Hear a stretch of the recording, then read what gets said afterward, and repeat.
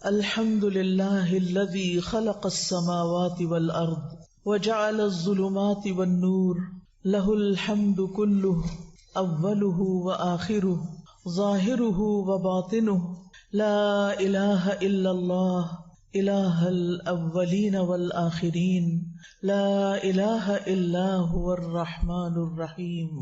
سب تعریف اللہ کے لیے ہے جس نے آسمانوں اور زمین کو پیدا کیا اور اندھیروں اور روشنی کو بنایا۔ اسی کے لیے سب تعریف ہے، پہلی اور آخری، اول و آخر، ظاہری اور باطنی۔ اللہ کے سوا کوئی معبود برحق نہیں، وہ پہلوں اور پچھلوں کا معبود ہے۔ اللہ کے سوا کوئی معبود برحق نہیں، وہ نہایت مہربان اور بہت زیادہ رحم فرمانے والا ہے۔ اللہ سبحانہ و تعالیٰ کی رحمت کے مظاہر میں سے ہم سب روز مشاہدہ کرتے ہیں کہ اللہ تعالیٰ نے ہمارے لیے بے شمار نعمتیں پیدا کی ہیں، بہت سی نعمتیں۔ کچھ نعمتیں تو ہمیں ظاہر میں نظر آتی ہیں اور کچھ نعمتیں ہمیں نظر بھی نہیں آتی۔ کچھ نعمتوں کو ہم جانتے ہیں لیکن کچھ نعمتوں کو تو ہم جانتے بھی نہیں کہ ہم ان سے کس کس طرح فائدہ اٹھا رہے ہیں۔ اللہ سبحانہ وتعالیٰ نے ہمیں پیدا کیا، یہ زندگی عطا کی، رزق دیا اور طرح طرح کی نعمتیں دی، بلکہ جو کچھ بھی ہمارے پاس ہے وہ سب کا سب اللہ رب العزت ہی کا دیا ہوا ہے۔ وَمَا بِكُم مِّن نِّعْمَةٍ فَمِنَ اللَّهِ، تمہارے پاس جو بھی کوئی نعمت ہے وہ کہاں سے آئی ہے؟ اللہ سبحانہ وتعالیٰ کی طرف سے ہے۔ اس کے احسانات ہم سب پر اتنے زیادہ ہیں جنہیں شمار نہیں کیا جا سکتا۔ ہم ساری زندگی ان احسانات کو گنتے ہوئے گزار دیں تو احسانات کی لسٹ پوری نہ ہو سکے۔ اللہ سبحانہ وتعالیٰ نے ہمیں وہ بھی دیا جو ہم نے مانگا اور وہ بھی دیا جو ہم نے مانگا ہی نہیں اور ہمیں اس کا پتہ بھی نہیں۔ وَآتَاكُم مِّن كُلِّ مَا سَأَلْتُمُوهُ وَإِن تَعُدُّوا نِعْمَةَ اللَّهِ لَا تُحْصُوهَا إِنَّ الْإِنسَانَ لَظَلُومٌ كَفَّارٌ، اور اس نے تمہیں ہر اس چیز میں سے دیا جو تم نے اس سے مانگی، اور اگر تم اللہ کی نعمتوں کو گننا چاہو، شمار کرنا چاہو تو شمار نہ کر پاؤ گے۔ بلا شبہ انسان یقیناً بڑا ہی ظالم، بہت ناشکرا ہے، یعنی ہم اس کی نعمتوں کا شکر ادا ہی نہیں کر سکتے۔ اگر ساری زندگی بھی سجدے میں پڑے رہیں تو ہم شکر ادا نہیں کر سکتے۔ ان بے شمار نعمتوں میں سے ایک نعمت دنیا میں آتے ہی جس کی ہمیں ضرورت ہوتی ہے وہ ہے کھانا پینا۔ کھانا اللہ کی نعمتوں میں سے ایک بہت بڑی نعمت ہے جس کے بغیر یہ زندگی قائم نہیں رہ سکتی۔ اگر ہم کھانا پینا چھوڑ دیں تو کچھ ہی دن کے بعد ہم دنیا سے بھی رخصت ہو جائیں۔ اس کھانے پر ہماری قوت کا انحصار ہے، اس کھانے پر ہماری زندگی کا انحصار ہے۔ اور یہ کھانا ہمیں کون دیتا ہے؟ ہمارا رازق کون ہے؟ اللہ، الذی اطعمہم من جوع وآمنہم من خوف، وہی جس نے انہیں بھوک سے بچا کر کھانا دیا اور خوف سے بچا کر امن دیا۔ یہ کھانا زمین سے بھی آتا ہے اور آسمان سے بھی یہ رزق برستا ہے۔ اللہ تعالیٰ فرماتے ہیں، یا ایھا الناس اذکروا نعمت اللہ علیکم ھل من خالق غیر اللہ یرزقکم من السماء والارض لا الہ الا ھو فانا یؤفکون۔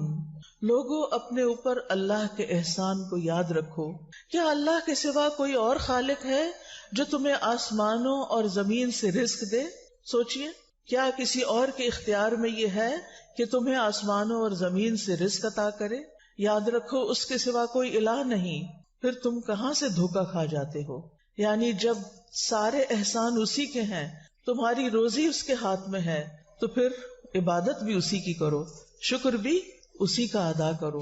سورۃ النحل میں اللہ تعالیٰ فرماتے ہیں، فَكُلُوا مِمَّا رَزَقَكُمُ اللَّهُ حَلَالًا طَيِّبًا وَاشْكُرُوا نِعْمَتَ اللَّهِ إِن كُنتُمْ إِيَّاهُ تَعْبُدُونَ، پس اللہ نے جو تمہیں حلال اور پاکیزہ رزق عطا کیا ہے وہی کھاؤ اگر تم واقعی اس کی بندگی کرنے والے ہو، تو اللہ کی نعمت کا شکر ادا کرو۔ اس سے یہ پتہ چلتا ہے کہ شکر کے بغیر عبادت مکمل نہیں ہوتی۔ شکر کرنا عبادت ہے، شکر کرنے والے سے اللہ راضی ہوتا ہے، شکر کرنے والے کی نعمتوں میں اضافہ ہوتا ہے، شکر کرنے والے کی نعمتیں باقی رہتی ہیں، اور ناشکرا انسان دکھوں اور غموں اور پریشانیوں میں ڈوبا رہتا ہے، اور جو اس کے پاس ہوتا ہے اس کو بھی انجوائے نہیں کر سکتا. لہذا جو بھی اللہ نے دیا ہے اس پر ہمیں شکر ادا کرنا ہے.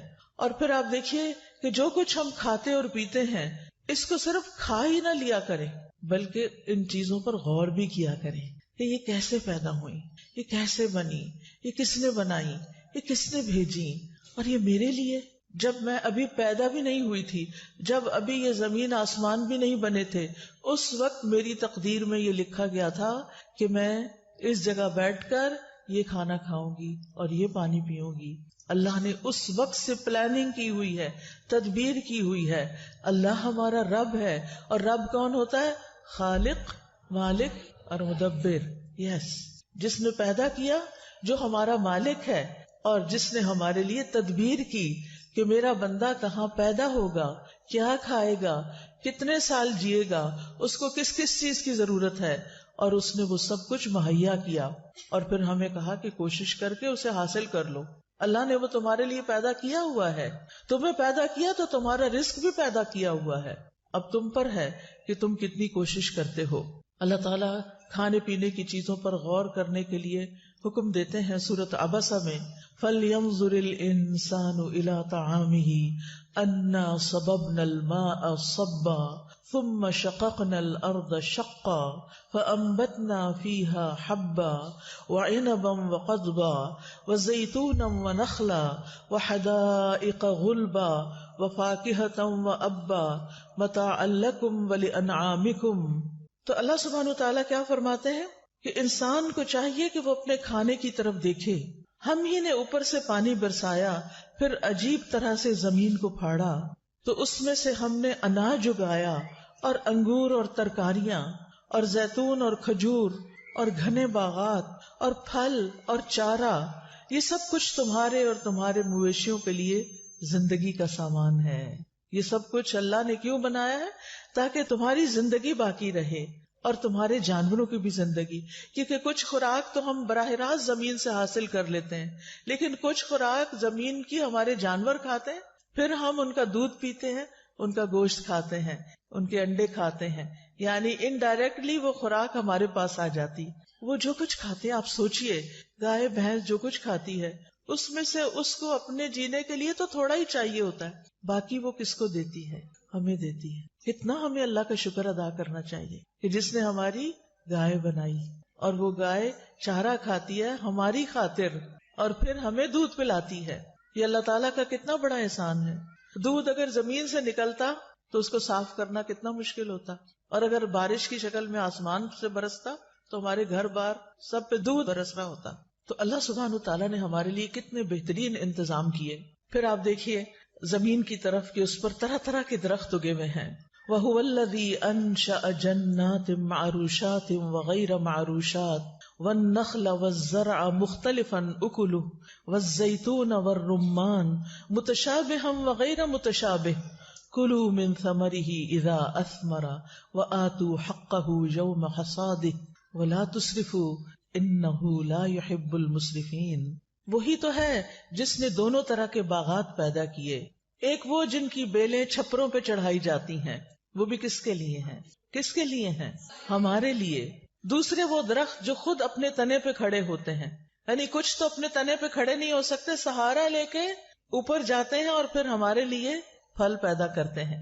نیز کھجوریں اور کھیتیاں پیدا کی جن سے کئی طرح کے معقولات حاصل ہوتے ہیں. نیز اس نے زیتون اور انار پیدا کیے جن کے پھل اور مزے ملتے جلتے بھی ہوتے ہیں اور مختلف بھی ہوتے ہیں، کوئی کھٹا، کوئی میٹھا، کوئی درمیانہ. جب یہ درخت پھل لائیں تو ان سے خود بھی کھاؤ، اور فصل کاٹتے وقت ان میں سے اللہ کا حق بھی ادا کرو.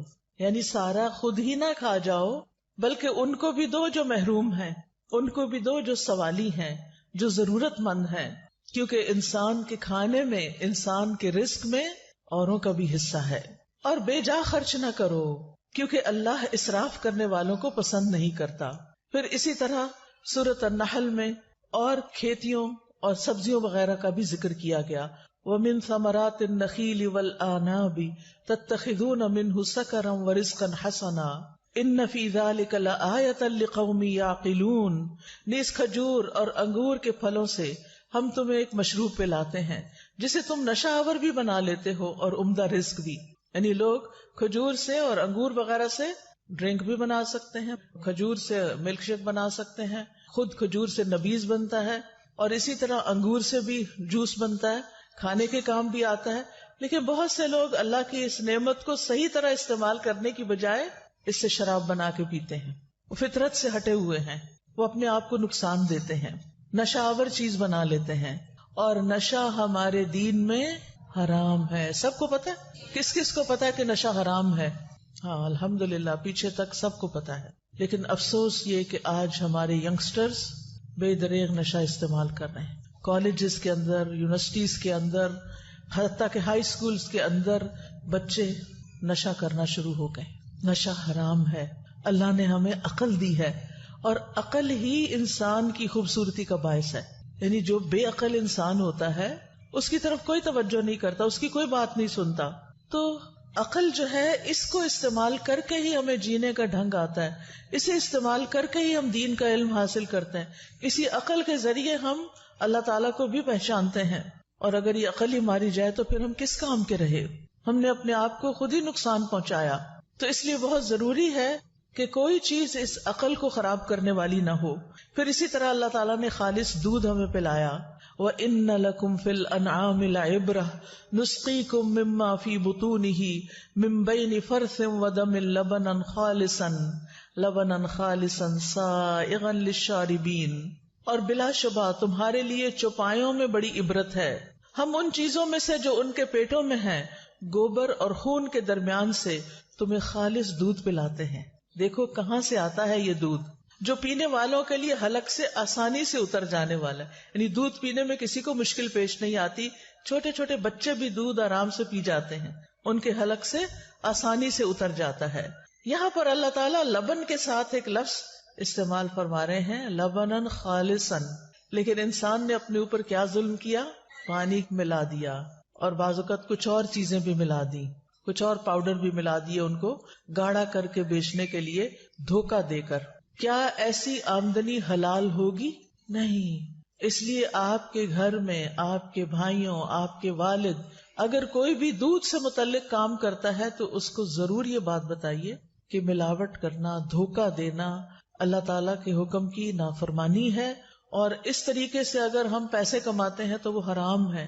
اور جب حرام مال انسان کے کھانے میں شامل ہو جاتا ہے تو انسان کی نماز قبول نہیں ہوتی، انسان کی عبادت قبول نہیں ہوتی، انسان طرح طرح کی مصیبتوں کا شکار ہو جاتا ہے. حرام خیر نہیں لاتا، حرام خیر نہیں لاتا. اس لیے اپنے کھانے پینے سے حرام بھی نکالنا ہے، وہ حرام بھی جو بظاہر حرام نظر آتا ہے، اور وہ حرام بھی جو حرام مال کے ذریعے حرام ہو جاتا ہے. اس لیے آپ دیکھیے کہ دودھ ایک مکمل غذا ہے جس پر ہمارے بچوں کی نشو و نما کا انحصار ہے، ہماری خواتین کے لیے اور مردوں کے لیے کیلشیم فراہم کرتا ہے، اور بھی بہت سی غذائیتیں ہیں اس میں. اگر دودھ خالص ہی نہ رہے تو آپ دیکھیے کہ ہم اپنے ہی جیسے انسانوں پر، خود اپنے ہی بچوں پر کیسا ظلم ڈھا رہے ہیں. اور ہمارے اس ظلم کی وجہ سے جو بیمار ہوگا، جو پریشان ہوگا، جس کو بھی نقصان پہنچے گا، قیامت کے دن وہ آ کے ہمارا دامن پکڑے گا، پھر ہمیں اپنے عمل میں سے اس کو دینا پڑے گا. تو بہتر ہے کہ ہم دنیا میں ہی اپنے اعمال کی اصلاح کر لیں اور ہم کھانوں میں ملاوٹ کرنا چھوڑ دیں. پھر اسی طرح اللہ تعالیٰ نے بہترین غذاؤں کا ذکر کرتے ہوئے شہد کا ذکر کیا. اب آپ دیکھیں کن کن چیزوں کا ذکر ہو چکا ہے: سبزیاں، پھل، دودھ، جوس اور شہد. شہد اور شہد آپ دیکھیے کہ اللہ تعالیٰ نے کتنا زبردست کارخانہ لگایا ہے شہد بنانے کا، اور کتنی چھوٹی سی مخلوق کو ہمارے لیے شہد بنانے پہ لگا دیا. وہ کتنا رس پیتی ہے اور اس میں سے خود کیا لیتی ہے، خود اس کی ضرورت کتنی تھوڑی سی ہے، اور باقی وہ ساری محنت آپ کے لیے کرتی ہے. ہزاروں میل کا سفر اڑ اڑ کے طے کرتی ہے، طرح طرح کے پھولوں پہ بیٹھتی ہے، رس چوستی ہے، لا کے اپنے چھتے میں ڈالتی ہے، اور پھر اس کو موم سے پیک کر کے آپ تک پہنچاتی ہے. پہلے اس کو پی لیتی ہے، پھر اس کو کنورٹ کرتی ہے شہد میں اور اس کو بھرتی ہے ان ڈراپس کے اندر، اور پھر اس چھتے کے ذریعے وہ شہد آپ تک پہنچتا ہے. افسوس یہ کہ ہم نے شہد میں بھی ملاوٹ کرنی شروع کر دی. گڑ اور چینی گھول کے رکھ دیتے ہیں کہ مکھیاں وہی پی لیں اور اسی سے شہد بنا دیں. تو وہ ایک طرح سے ہم دوبارہ کیا کھا رہے ہوتے ہیں، دوبارہ وہی شوگر کھا رہے ہوتے ہیں اور وہی چیزیں استعمال کر رہے ہوتے ہیں. یہ بھی درست نہیں. اگر آپ واقعی چاہتے ہیں کہ لوگوں کو صحیح شہد پہنچائیں تو پھر اس کے لیے ضروری ہے کہ مکھیوں کو ایک نیچرل انوائرمنٹ فراہم کریں. ایسے باغوں میں، ایسی جگہوں پر جہاں پر پھول ہوں، پھل ہوں، وہاں پر چھتے لگائیں تاکہ نیچرل جو ہنی ہے وہ دستیاب ہو لوگوں کو، اور اس کے سارے فائدے جو بتائے گئے ہیں. شہد میں صرف غذا نہیں بلکہ شفا بھی ہے. کیا ہے؟ شفا بھی ہے. اور یہ ہمیں کون بتا رہا ہے کہ اس میں شفا ہے؟ اللہ سبحانہ و تعالی. لہٰذا ہمیں اس بات پر پورا یقین ہونا چاہیے. تو جو شہد خالص ہوگا، جو شہد اچھا ہوگا، اس میں انشاءاللہ ضرور شفا ہوگی. اور انسان کے اندر مختلف بیماریوں کی وجہ سے جو بیکٹیریاز وغیرہ رہ جاتے ہیں ان کو بعض اوقات اینٹی بایوٹک سے بھی نہیں صحیح کیا جا سکتا. شہد کے اندر اللہ نے ایسی صلاحیت رکھی ہے کہ وہ جسم کے اندر کے ایسے سارے فاسد مادوں کو نکال دیتا ہے. اس لیے اپنی زندگی میں یہ جن جن چیزوں کا ذکر آ رہا ہے نا، جتنا جتنا اللہ تعالیٰ توفیق دے، جیسے کچی سبزیاں ہیں، پھل ہیں، اور اس کے علاوہ دودھ ہے اور پھر شہد ہے، ان چیزوں کو اپنی غذا میں شامل کرے. یہ نہیں کہ ساری کٹھی کر کے ایک ہی دفعہ کھا لینی ہے، یعنی مختلف اوقات میں. کیونکہ اب ہم اصل غذاؤں کو چھوڑ کر کس طرف جا رہے ہیں؟ جنک کی طرف، فاسٹ فوڈ کی طرف. اور اس میں بعض اوقات ایسے کیمیکلز ہوتے ہیں کہ جو صحت کے لیے انتہائی نقصان دہ ہوتے ہیں، اور ان سے ایسی ایسی بیماریاں جنم لیتی ہیں جو مہلک ہوتی. مہلک کا مطلب ہلاک کرنے والی ہوتی ہیں. تو ہمیں کیا کرنا ہے؟ Back to basics. جو اللہ تعالیٰ نے ہمارے لیے پیدا کیا ہے واپس اس کی طرف پلٹنا ہے. بہت سی بچیوں کو دیکھا گیا، ہائے ہمیں دودھ سے اسمیل آتی. آپ کو یاد ہے نبی صلی اللہ علیہ وسلم جب معراج پر تشریف لے گئے تھے تو اس وقت آپ کو 2 چیزیں پیش کی گئی تھیں. وہ کیا تھیں؟ شراب اور دودھ. آپ نے کیا اختیار کیا؟ دودھ. آج ہمارے سامنے کوئی پیپسی اور دودھ کا گلاس رکھے، ہم کیا اٹھائیں گے؟ کیا واقعی ہم نبی صلی اللہ علیہ وسلم کی سنت کو فالو کر رہے ہیں؟ ہم آپ کی امت ہیں. ہمیں وہی چیزیں پسند کرنی چاہیے جو نبی صلی اللہ علیہ وسلم نے پسند کی، اور جن چیزوں کو آپ نے چھوڑ دیا وہ ہمیں بھی چھوڑ دینی چاہیے، کیونکہ اس میں ہمارے لیے خیر نہیں ہے. پھر اسی طرح اللہ تعالیٰ نے ہمارے لیے خشکی پر بھی جانور پیدا کیے جن سے ہم گوشت حاصل کرتے ہیں، اور سمندر کے اندر بھی مچھلیاں. لیکن افسوس یہ کہ اب جس طریقے سے مچھلیوں کو پالا جا رہا ہے اور جس طرح کی غذا انہیں دی جا رہی ہے، یا سمندر کے اندر بھی جس طرح کی پولوشن انسان نے پھیلا دی ہے، اس کی وجہ سے مچھلیاں بھی بیمار ہو گئی ہیں اور سمندری جانور تکلیف کا شکار ہیں اور مر رہے ہیں. تو یہ انسان نے سمندر میں بھی ظہر الفساد فی البر والبحر، خشکی میں بھی فساد پھیلا دیا اور سمندر میں بھی پھیلا دیا. بہرحال مچھلی کھانے کے اپنے فوائد ہیں. یہ فوائد تو آپ گوگل کر کے بھی معلوم کر سکتے ہیں، لیکن جو کہ آپ خواتین ہیں، مینیو گھر کا آپ نے بنانا ہوتا ہے، پکانا آپ نے ہوتا ہے، سرو آپ نے کرنا ہوتا ہے، بچے آپ نے پالنے ہیں، انہیں آپ نے کھلانا ہے. اللہ کے واسطے بچوں کو فیڈر میں چائے بھر کے نہ دیں، ان کو صبح سویرے پیپسی نہ پلائیں، ان کو بہلانے کے لیے کینڈیز اور چاکلیٹس دے کے نہ خوش کر دیں. پچھلے کئی دنوں سے میں چونکہ علم ٹور پر ہوں، مختلف جگہوں پر جا رہی ہوں، مختلف لوگوں سے ملنے کا اتفاق ہو رہا ہے. اب ایک خاتون آئی، ان کے ساتھ چھوٹی سی بچی تھی. الحمدللہ کھانے کو بہت کچھ تھا، جو کچھ بھی اس بچی کے سامنے رکھا گیا اس نے نہیں کھایا. باقی بچے کھانا وانا کھا رہے تھے، وہ بچی نے کھانا نہیں کھایا. میں نے کہا یہ کیا کھاتی ہے؟ پتہ چلا یہ صرف بسکٹ اور پیسٹری وغیرہ کھاتی ہے، یہ کھانا نہیں کھاتی. اور بالکل کمزور سی بچی. دیکھ کے مجھے اتنا رحم آیا کہ جب یہ بڑی ہوگی تو یہ کس طرح بچے پیدا کرے گی، کس طرح ان کو پالے گی، کس طرح سنبھالے گی، کیا بنے گا اس کا. کیونکہ ہمارے جسم کو ان ساری چیزوں کی ضرورت ہے جو اللہ نے ہمارے لیے پیدا کی ہیں. ان کو ہمارے لیے اللہ نے پیدا کیا، لہٰذا ان کو استعمال کرنے میں اس کا شکر ادا کرنا ہے. یہ بھی شکر ادا کرنے کا ایک ذریعہ ہے کہ ہم ان نعمتوں کو استعمال کریں اور صحیح طور پر استعمال کریں. بہت سی بچیاں فش بھی نہیں کھاتی. کیا ہے؟ اسمیل آتی ہے. اگر ایسا ہی مسئلہ ہے، اسمیل آتی ہے، تو آپ مچھلی کو پکانے کا وہ طریقہ سیکھیں جس سے مچھلی کی اسمیل چلی جائے. ہماری والدہ اس میں کچھ چیزیں لگا کے رکھ دیا کرتی تھی اوور نائٹ کبھی اس کے اندر لسی، اور لسی میں پتہ نہیں کیا ڈالتی تھی کہ جس سے وہ ڈوبی رہتی تھی اور ساری اس کی اسمیل چلی جاتی تھی، اور پھر بہت عمدہ طریقے سے مچھلی بنتی تھی جس میں کوئی اسمیل نہیں آتی تھی. آج کل تو کچھ مشکل نہیں ہے، جو چیز آپ کے گھر سے نہیں سکھائی گئی وہ آپ یوٹیوب سے سیکھ لیں. مچھلی پکانے کے 1000 طریقے آپ کو وہاں سے مل جائیں گے، اور بغیر اسمیل کے مچھلی پکانے کے بھی مل جائیں گے. لیکن اگر آپ ہی نہیں کھائیں گی تو پھر مجھے ڈر ہے کہ آپ گھر والوں کے لیے بھی نہیں پکائیں گی، اور جب گھر والے بھی نہیں کھائیں گے تو ان کی صحت پر بھی اثر پڑے گا.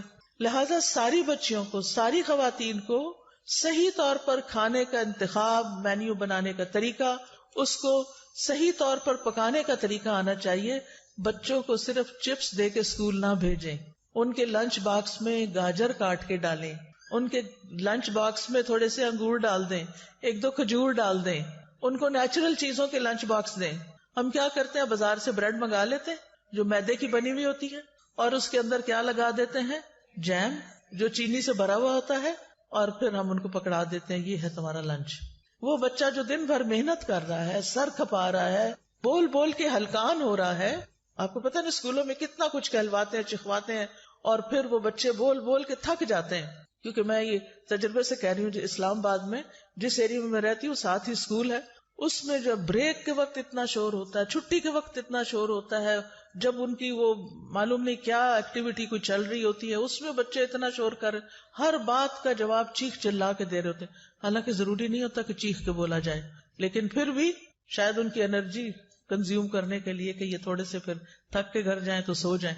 لیکن پھر کیا ہوتا ہے، ایک دم ہم ان کو شوگر کھلاتے، میدے میں بھی شوگر ہے کیونکہ کاربوہائیڈریٹس میں شوگر، اس میں پھر شوگر، جیم میں شوگر، وہ شوگر کھا کے ایک دم پھر ہائپر ہوتے ہیں. ان کے اندر پھر ایک عجیب طرح کی طاقت آتی ہے جس کی وجہ سے پھر وہ طرح طرح کی شرارتیں کرتے ہیں، یا پھر دوسرے بچوں سے لڑتے ہیں یا تنگ کرتے ہیں.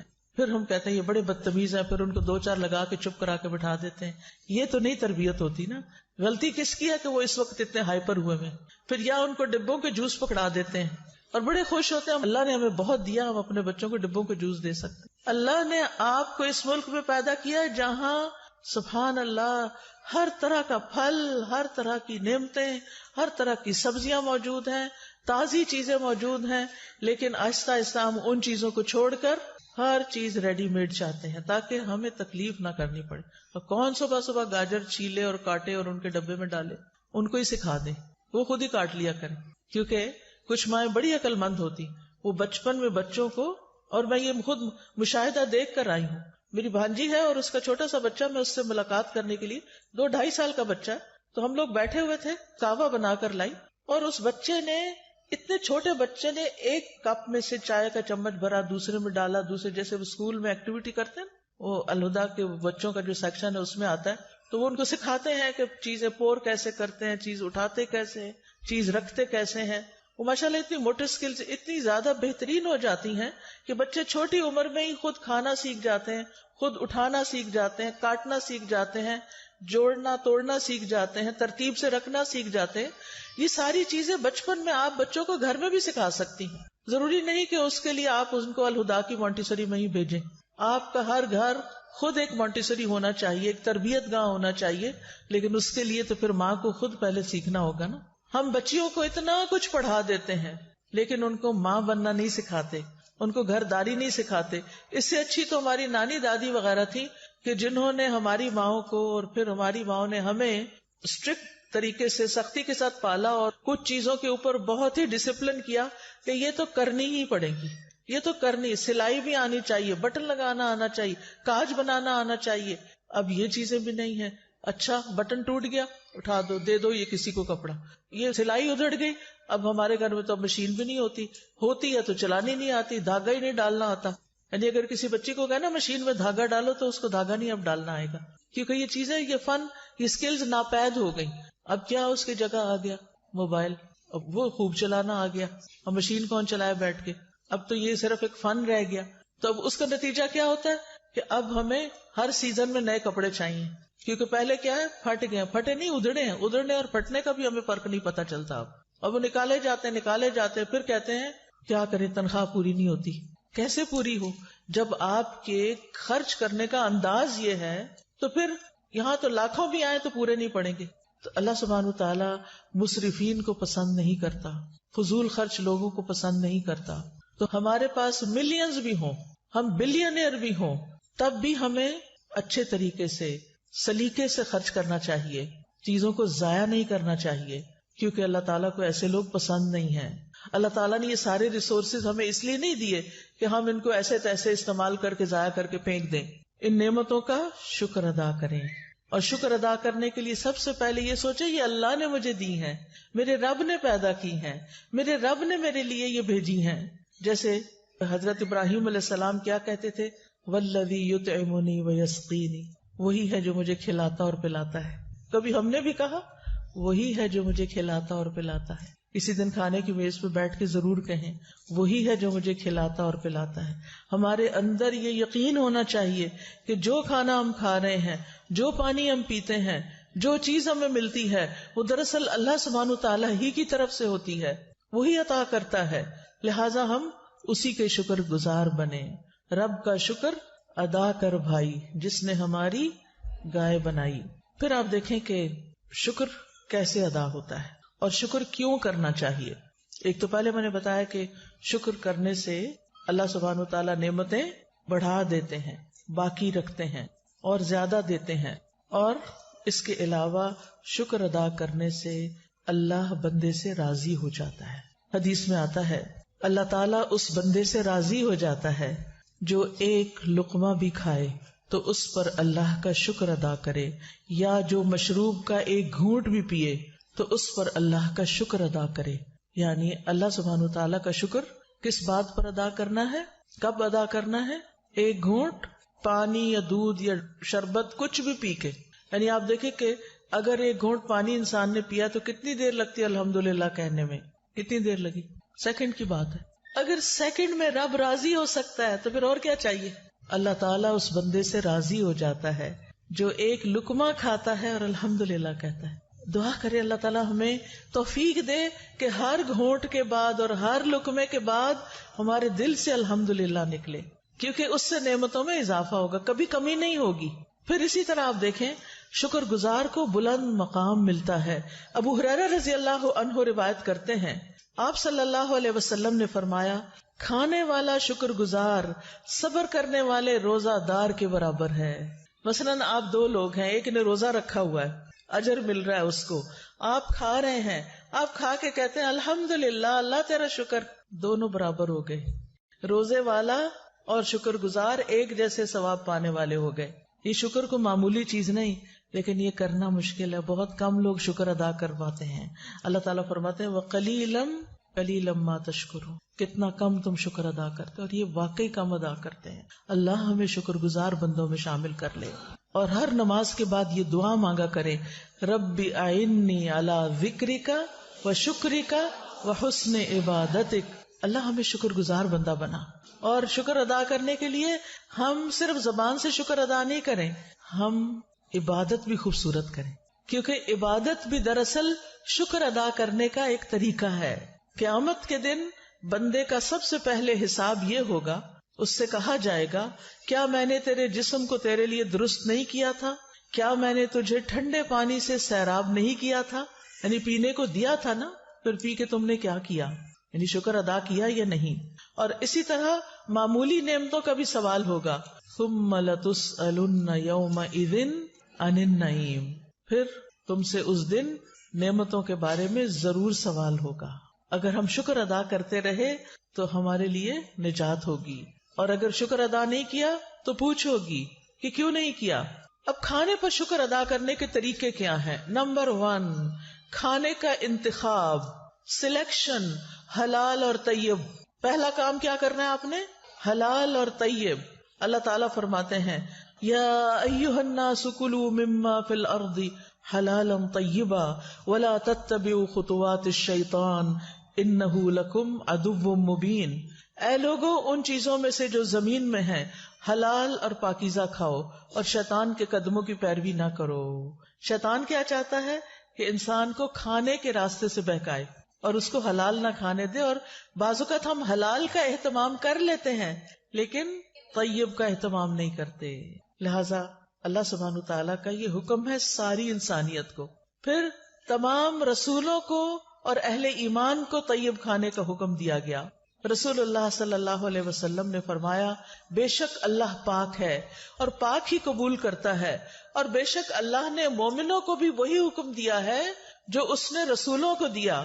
بس اللہ تعالیٰ نے فرمایا یا ایھا الرسل کلوا من الطیبات واعملوا صالحا، اور اللہ تعالیٰ نے فرمایا یا ایھا الذین آمنوا کلوا من طیبات ما رزقناکم. تو دونوں کو کیا حکم ہے؟ پاک چیزیں کھاؤ، جو ہم نے پاک رزق دیا اس میں سے کھاؤ. رسول اللہ صلی اللہ علیہ وسلم نے فرمایا بے شک مومن کی مثال شہد کی مکھی کی طرح ہے، جو پاکیزہ چیز کھاتی ہے پاکیزہ رس خارج کرتی ہے، اور جس پھول پتے پہ بیٹھتی ہے نہ وہ ٹوٹتا ہے نہ خراب ہوتا ہے. ایسا ہوتا ہے مومن. ہم سب بھی کہتے ہیں ہم بھی مومن ہیں. کیا ہمارے اندر یہ کوالٹی ہے کہ پاکیزہ صاف ستھری چیز کھائیں؟ باسی اور گلی سڑی اور گندی اور خراب اور وہ جو ہماری صحت کو خراب کر دے اس کو چھوڑ دیں. اور پھر جس جگہ بھی ہم بیٹھے وہاں کیسے بیٹھیں کہ جب اٹھے تو صاف ستھری جگہ چھوڑ کے جائیں. یہ نہیں کہ ٹیشو پیپر چھوڑ دیں اور اپنی کوئی پینسل وہیں چھوڑ جائیں اور جیکٹ اتار کے رکھی تھی وہی وہاں بھول جائیں، اور کوئی گھڑی یا سیل یا اور پھر انتظامیہ کو تنگ کریں وہ ہماری چیز وہاں رہ گئی تھی اب وہ کہاں ہے. بھئی وہ کیا جانے، صرف آپ ہی تو نہیں تھے نا وہاں، اور بھی تو لوگ تھے. تو اس لیے شہد کی مکھی سے تشبیہ دی کہ جس چیز پہ بیٹھتی ہے نہ وہ ٹوٹتی ہے نہ خراب ہوتی ہے. پھر اسی طرح رزق میں جو طیب کا اہتمام ہے اس کے بارے میں ہم سب کو کانشیس ہونا چاہیے کہ غذاؤں کے بارے میں ہمارے پاس صحیح انفارمیشن ہو، کیا کیا چیز میرے مزاج کے خلاف ہے. ماشاءاللہ گجرانوالہ میں تو بہت سے اچھے اچھے حکیم ہیں. یہ حکیم لوگ بتاتے ہیں کہ آپ کا مزاج کیا ہے. آپ کا مزاج سوداوی ہے یا دموی ہے یا عصبی ہے، یعنی آپ کو اس مزاج کے مطابق کیا کھانا چاہیے کیا نہیں کھانا چاہیے. آپ سب کو کس چیز کا پتہ ہونا چاہیے؟ سب کو کیا پتہ ہونا چاہیے؟ اپنے مزاج کا پتہ ہونا چاہیے. نہیں پتا تو حکیم صاحب کو جا کے نبض دکھا کے پوچھ لیں اور ان سے یہ پوچھ لیں کہ کیا مجھے کھانا چاہیے اور کیا نہیں کھانا چاہیے، اور جن چیزوں سے وہ پرہیز بتائیں منع کریں ان سے منع ہو جانا چاہیے. آپ کی صحت ویسے ہی ٹھیک ہو جائے گی. علاج بالغذا، اللہ نے غذاؤں کے اندر ہی شفا رکھ دی ہے. ہم بیمار اس لیے رہتے ہیں کہ ہم صحیح غذا نہیں کھاتے. ہمیں یہ نہیں پتا ہوتا کیا ہمارے لیے سوٹیبل ہے اور کیا نہیں ہے. اور دوسرا کیا؟ حرام کھانے سے بچنا ہے. رسول اللہ صلی اللہ علیہ وسلم نے فرمایا حرام مال سے پلا ہوا جسم جنت میں نہیں جائے گا. اپنے بھائیوں، شوہروں، والدین ان کو بتائیے ہمیں حرام نہ کھلائیں. حرام سے پلا ہوا جسم جنت میں نہیں جائے گا. ایک اور جگہ پر آتا ہے آپ نے فرمایا اے کعب بن عجرہ، وہ گوشت اور خون جنت میں داخل نہیں ہوگا جو حرام پر پلا بڑھا، وہ جہنم کا زیادہ مستحق ہے. تو شکر ادا کرنے کے لیے کیا کرنا ہے؟ حرام چھوڑ دینا ہے، حرام نہیں کھانا. پھر کھانے سے پہلے کیا پڑھنا چاہیے؟ بسم اللہ. رسول اللہ صلی اللہ علیہ وسلم نے فرمایا جب تم میں سے کوئی بھی کھانا کھانے لگے تو بسم اللہ پڑھ لے. اگر شروع میں یاد نہ رہے تو درمیان میں جہاں یاد آئے بسم اللہ فی اولی و آخری. کھانا بیٹھ کے کھانا چاہیے یا کھڑے کھڑے کھانا چاہیے؟ سب کو پتا ہے. کس کس کو پتا ہے کھانا بیٹھ کے کھانا چاہیے؟ ماشاءاللہ. کھانا اور پانی بھی بیٹھ کے. انس رضی اللہ عنہ بیان کرتے ہیں نبی صلی اللہ علیہ وسلم نے اس بات سے منع فرمایا کہ کوئی شخص کھڑے ہو کر پیے، چاہے دودھ ہو، چاہے پانی ہو، چاہے کچھ اور ہو. قتادہ کہتے ہیں ہم نے انس سے کہا کھانے کے بارے میں کیا حکم ہے؟ انہوں نے کہا یہ زیادہ شر والا اور گندا عمل ہے اور یہ انسان کی صحت کے لیے بھی نقصان دہ. کچھ لوگ شادیوں پہ جاتے ہیں، وہاں بوفے لگے ہوتے ہیں، وہ کیا کرتے ہیں کوئی چیز یہاں سے اٹھائی منہ میں ڈالی، آگے گئے وہاں سے کھڑے کھڑے کھایا، پلیٹ میں لیے کھڑے ہو کے کھانے لگ گئے. اگر کرسی نہیں تو تھوڑا سا زمین پہ بیٹھ جائیں، کھڑے ہو کے تو نہ کھائیں. تو چلتے پھرتے کھڑے ہو کر نہ کھائیں. خواتین خاص طور پر کچن میں اگر کھڑے ہو کے کام کر رہے ہیں تو کھڑے کھڑے چیزیں مت کھائیں. پھر یہ بتائیے کہ دائیں ہاتھ سے کھانا چاہیے یا بائیں ہاتھ سے کھانا چاہیے؟ دائیں ہاتھ سے. ٹھیک ہے نا، دائیں ہاتھ سے، کیونکہ نبی صلی اللہ علیہ وسلم نے بائیں ہاتھ سے کھانا منع فرمایا ہے. ایک شخص آپ کی موجودگی میں بائیں ہاتھ سے کھا رہا تھا، آپ نے اس کو منع کیا تو اس نے کہا کہ میں دائیں ہاتھ سے نہیں کھا سکتا. آپ نے فرمایا تم کبھی نہ کھا سکو، لہذا مرتے دم تک وہ شخص اپنا دایاں ہاتھ منہ تک نہیں لے جا سکا. پھر آپ اتنا ناراض ہوئے اس پر. تو اس لیے دائیں ہاتھ سے کھانا ہے. کچھ لوگ ہوتے ہیں نا لیفٹی ہوتے ہیں, ہر چیز بائیں ہاتھ سے کرتے ہیں, لیکن پھر بھی کھانا تو دائیں ہاتھ سے ہی کھانا ہے. ویسے تو نبی صلی اللہ علیہ وسلم ہر وہ چیز جو لیتے دیتے تھے اس میں دایاں ہاتھ استعمال کرتے تھے. اور کچھ بچوں کو تو بڑے ہو کر بھی یہ نہیں پتا ہوتا کہ دایاں کون سا بایاں کون سا ہے. وہ اسی میں کنفیوز رہتے ہیں, کیونکہ بچپن میں کسی نے تربیت ہی نہیں کی کہ بیٹا یہ دایاں ہاتھ ہے, اس سے یہ کام کرنا ہے. کچھ کام ہماری زندگی میں دائیں ہاتھ کے ہیں اور کچھ کام ہماری زندگی میں بائیں ہاتھ کے ہیں. استنجا بائیں ہاتھ سے, ناک صاف بائیں ہاتھ سے, گندی چیزوں کو ہاتھ بائیں ہاتھ سے, اور اچھے اچھے کام سارے دائیں ہاتھ سے. پھر اسی طرح آپ صلی اللہ علیہ وسلم نے یہ بھی فرمایا, تم میں سے کوئی بھی بائیں ہاتھ سے کھانا نہ کھائے, نہ ہی بائیں ہاتھ سے کچھ پیے, کیونکہ شیطان اپنے بائیں ہاتھ سے کھاتا اور پیتا ہے. تو اللہ تعالیٰ نے کیا فرمایا, وَلَا تَتَّبِعُوا خُطُوَاتِ الشَّيْطَانِ, شیطان کے قدموں کی پیروی نہیں کرو. اچھا, ہو سکتا ہے آپ سوچیں یہ باتیں تمہیں پہلے ہی پتا ہے, آپ ہمیں پھر اسی پہ درس کیوں دے رہی ہیں؟ اگر آپ کو پتا ہے نا تو ان کی پابندی بھی کرنی ہے. نمبر 1 عمل کرنا ہے. نمبر 2 آپ یا تو مائیں بن چکی ہیں یا آئندہ کی مائیں ہیں. آپ نے بچپن سے اپنے بچوں کی تربیت یہ کرنی ہے کہ انہوں نے دایاں ہاتھ ہی استعمال کرنا ہے.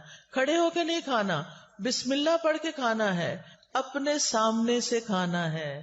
کچھ لوگ کیا کرتے ہیں, پلیٹ میں کہیں کبھی ادھر ہاتھ مارا, کبھی ادھر کبھی ادھر. نبی صلی اللہ علیہ وسلم نے اسے منع کیا ہے. اور خاص طور پر درمیان میں برکت اترتی ہے, درمیان سے اٹھا کے نہیں کھانا. کچھ لوگ کھانا ڈالتے ہیں نا, بیچ میں سے ڈال رہے ہوتے ہیں. کہاں سے ڈالنا چاہیے؟ اپنے سامنے سے ڈالنا چاہیے. پھر ٹیک لگا کے نہیں کھانا, پھر پیٹ کے بل نہیں کھانا.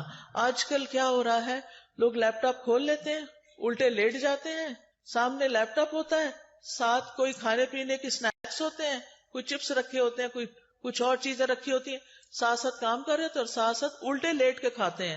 نبی صلی اللہ علیہ وسلم نے اس سے بھی منع کیا ہے. اگر آپ کا بچہ موبائل لے کے الٹا لیٹ کے کھا بھی رہا ہے اور دیکھ بھی رہا ہے, ویسے تو الٹا لیٹنا ویسے ہی منع ہے, لیکن اگر کسی ضرورت کے تحت کوئی لیٹا بھی ہے تو اس وقت کھائے نہیں. پھر اسی طرح کھانے کو ضائع نہیں کرنا. کچھ لوگ دیکھتے ہیں کوئی چیز, کہتے ہیں اچھا پھینکو اس کو پرے. کھجور لیں گے, اس کے اندر وہ چھوٹی چھوٹی لگ جاتی نا سسری سی, تو کہتے ہیں نہیں یہ نہیں کھانی, پھینک دو. یہ اسراف ہے. نبی صلی اللہ علیہ وسلم کی سنت کیا ہے, آپ کے سامنے پرانی کھجور پیش کی گئی, آپ نے کھول کے اچھی طرح جائزہ لیا, سسریاں نکالی, صاف کیا اور باقی کھا لی. اگر کوئی لقمہ زمین پہ گر جاتا تھا تو آپ کیا کرتے تھے, اٹھا کے پھینک دو؟ نہیں, بلکہ اس کو صاف کر کے کھا لیتے تھے.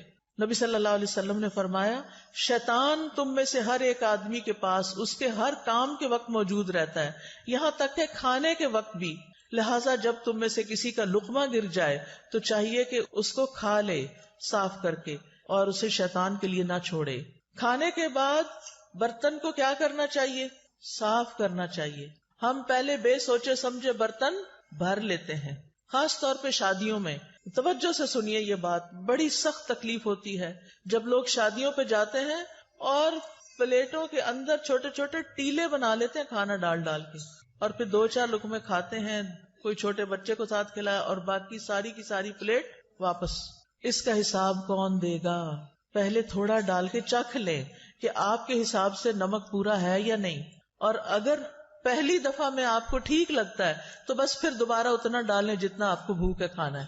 کھانا زیادہ نہیں ڈالنا, نہ گھر میں, نہ شادیوں میں, پارٹیوں میں, نہ کسی کے گھر, کیونکہ وہاں انسان سوچتا ہے میرا کیا جاتا ہے, مجھے تو کوئی نقصان نہیں. اور کتنا کھانا ضائع ہوتا ہے. اور آپ کو پتا ہے کہ آپ ہی کے شہر میں کتنے لوگ رات کو بھوکے سوتے ہوں گے, آپ نے ان کے حصے کا بھی منگا کے پکا کے ضائع کر کے بنوں میں پھینک دیا. تو کھانے کے بعد برتن صاف کرنا ہے. اگر کسی وجہ سے بازو کا اندازہ نہیں ہوتا, کچھ چیزیں ایسی ہوتی ہیں ان کو کھا کے جلدی پیٹ بھر جاتا ہے, تو پھر اس کھانے کو الگ نکال لیں. اگر کوئی بلی وغیرہ ہے اس کو ڈال دیں, اگر کوئی چاول وغیرہ ہے اپنے گھر میں ایک ایسی کنالی رکھ دیں, کوئی ایسی ڈش رکھ دیں کہ جس میں بچا ہوا کھانا جا کے ڈال دیں. پرندے آئیں گے, وہ کھا کے چلے جائیں گے, آپ کو ثواب ملے گا.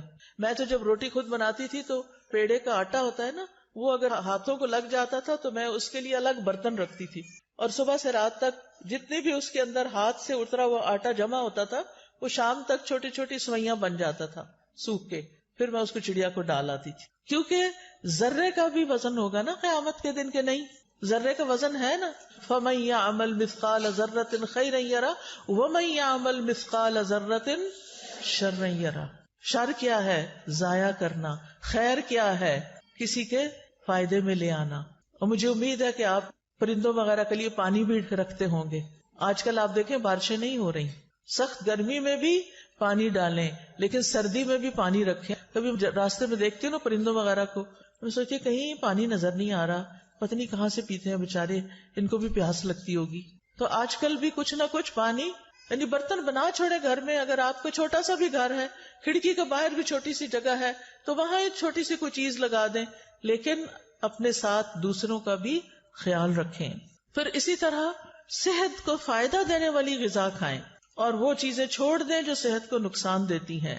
ام منذر کہتی ہیں رسول اللہ صلی اللہ علیہ وسلم میرے گھر تشریف لائے، آپ کے ساتھ علی رضی اللہ عنہ بھی تھے، اور علی رضی اللہ عنہ بیماری سے اٹھے تھے، کمزور تھے. ہمارے ہاں کھجوروں کے خوشے لٹک رہے تھے، تو رسول اللہ صلی اللہ علیہ وسلم اٹھے اور ان سے کھانے لگے، اور حضرت علی بھی کھانے کے لیے اٹھے تو رسول اللہ صلی اللہ علیہ وسلم نے ان سے فرمایا رک جاؤ، ابھی تم کمزور ہو. چنانچہ وہ رک گئے، ان کو پرہیز بتایا آپ نے. ام منذر کہتی ہے میں نے جو اور چکندر پکائے ہوئے تھے وہ آپ کی خدمت میں پیش کیے تو آپ نے فرمایا اے علی یہ لے لو، یہ تمہارے لیے زیادہ فائدے کی چیز ہے. کھانا کھا کے کیا کرنا چاہیے، شکر کیسے کرنا چاہیے؟ اس میں آپ دیکھیں سب سے پہلی دعائیں کون سی ہیں؟ کھانا کھانے کے بعد کی دعائیں. ایک نہیں کئی دعائیں ہیں. آپ نے پتا کیا کرنا ہے؟ ان دعاؤں کو، اس پیپر کو اس میں سے الگ کر کے آپ نے اپنے کچن میں جہاں کھانا کھاتے ہیں یا ڈائننگ ہال میں یا پھر جہاں بھی آپ ہوتے ہیں وہاں یہ لگا لیں اور دیکھ کے پڑھنا شروع کریں اور ایک ایک یاد کرنا شروع کریں تاکہ کھانے کے بعد پڑھ کے آپ اٹھیں. ٹھیک ہے انشاءاللہ. اور اس سے آپ کو انشاءاللہ بہت ثواب ہوگا اور یہ شکر ادا کرنے کا ایک طریقہ ہے. مثال کے طور پر آپ دیکھیں اللہم بارک لنا فیہ وَأَطْعِمْنَا خَيْرًا مِّنْهُ. اے اللہ ہمیں اس کھانے میں برکت عطا فرما اور ہمیں اس سے بہتر کھلا. سبحان اللہ. ہر دفعہ کھانا کھا کے اگر آپ یہ دعا مانگتے ہیں کہ اللہ ہمیں اس سے بہتر عطا فرما تو کیا ہوگا؟ شکر ادا کرنے والے کو کیا ملتا ہے؟ بہتر ملتا ہے. پھر الحمدللہ الذی اطعم وسقا وصوغہ وجعل لہ مخرجا. تمام تعریفیں اللہ کے لیے ہیں جس نے کھلایا پلایا اور اسے جسم میں پیوست کیا، یعنی ہمارے جسم کا حصہ بنا اور اس کے نکلنے کی راہ بنائی، یعنی جو ویسٹ تھا وہ بھی جسم سے نکل گیا. اور اسی طرح باقی دعائیں بھی ہیں. میں نے یہ دعائیں اپنے کچن میں لگائی ہوئی ہیں اور الحمدللہ پڑھنے میں بہت آسانی ہوتی ہے. پھر اس کے بعد کھانے پینے میں اسراف سے بچنا ہے. یہ بڑا اہم سبق ہے. اللہ سبحانہ وتعالیٰ فرماتے ہیں یا بنی آدم خذوا زینتکم عند کل مسجد وکلوا واشربوا ولا تسرفوا انہ لا يحب المسرفین. اے آدم کی اولاد، ہر نماز کے وقت اپنی زینت لے لو، یعنی لباس میں نماز پڑھو، اور کھاؤ اور پیو اور حد سے نہ گزرو، بے شک وہ حد سے گزرنے والوں سے محبت نہیں رکھتا. اسراف کسی بھی چیز میں پسندیدہ نہیں، نہ لباس میں اور نہ کھانے پینے میں اور نہ کسی اور چیز میں. اسراف کیا ہے؟ نمبر 1 ضرورت سے زیادہ کھانا پینا. لوگوں کو اسراف کا مطلب نہیں پتا. ضرورت سے زیادہ کھانا پینا، کھانے کی ہرس، اور ایک وقت میں کئی چیزیں کھانا، یہ بھی کھا لو وہ بھی کھا لو وہ بھی شکل لو، یہ بھی کھاؤ یہ بھی کھاؤ. اس وقت تو پتہ نہیں چلتا لیکن جب ہضم ہونے پہ آتا ہے تو پھر تکلیف شروع ہو جاتی ہے. نمبر 2 ان چیزوں میں حد سے زیادہ خرچ کرنا. ایک ہے ضرورت سے زیادہ کھانا اور دوسرا ضرورت سے زیادہ خرچ کرنا. مثلا آپ گروسری کے لیے گئے ہیں، آپ وہاں دیکھتے ہیں سجے ہوئی چیزیں ہیں، زبردست سبزی پڑی ہے اور زبردست چیزیں اور پیکنگز میں پڑی ہیں. آپ کہتے ہیں پتہ نہیں پھر کب یہ بھی لے لو یہ بھی لے لو یہ بھی خرید لو یہ بھی خرید لو یہ بھی خرید لو. اب آپ دیکھیں مشکل کیا ہو گئی ہے کہ بڑے بڑے سٹورز بن گئے ہیں، بڑے بڑے مالز بن گئے ہیں. اگر آپ نے ایک سمپل چائے بھی لینی ہے تو پہلے زمانے میں کیا ہوتا تھا، چھوٹی سی کارنر پہ دکان ہوتی تھی، وہاں ایک ہی قسم کی یا زیادہ سے زیادہ 2 قسم کی چائے پڑی ہوتی تھی اور آپ جو پیتے تھے وہی چائے دوبارہ کسی بچے کو بھی پیسے دے کے منگا لیتے تھے. اب کیا ہوتا ہے، آپ مال میں جاتے ہیں اور چائے کی اتنی قسمیں ہیں کہ آپ کہتے ہیں کہ اچھا یہ بھی آ گئی، یہ تو لگتا بہت اچھی ہوگی، چلو یہ بھی ٹرائی کر لیتے ہیں، وہ بھی، یہ بھی، وہ بھی. بہت ساری چائے خرید کے گھر لے آتے ہیں طرح طرح کی. اب تو مجھے لگتا ہے ہر چیز کی چائے بن گئی ہے. اچھا اب گھر لاتے ہیں، اب آپ ایک پیتے ہیں، آپ کو ہائے ہائے یہ تو اچھی نہیں لگی، اس کو پرے پھینکو، پھر دوسری، پھر تیسری، اور کچھ تو کھولنے کی نوبت نہیں آتی. اور پھر ایسے ہی پیک ڈبے جب ایکسپائر ہو جاتی ہے نا ڈیٹ، تو پھر اٹھا کے کیا کرتے ہیں، بن میں پھینک دیتے ہیں. نہ اپنے کام آئی نہ کسی اور کے کام آئی. یہ آپ نے کیا کیا؟ اسراف. سمجھ آئی اسراف کی؟ کس کس کو اسراف کی سمجھ آئی ہے؟ الحمدللہ. نمبر 1 زیادہ کھانا، نمبر 2 کھانے پہ زیادہ خرچ کرنا، اور نمبر 3 ہے حرام میں پڑنا، حرام چیزیں کھانا، نقصان دہ چیزیں کھانا. تو اللہ سبحانہ تعالیٰ نے کیا فرمایا؟ کھاؤ پیو لیکن اسراف نہیں کرو.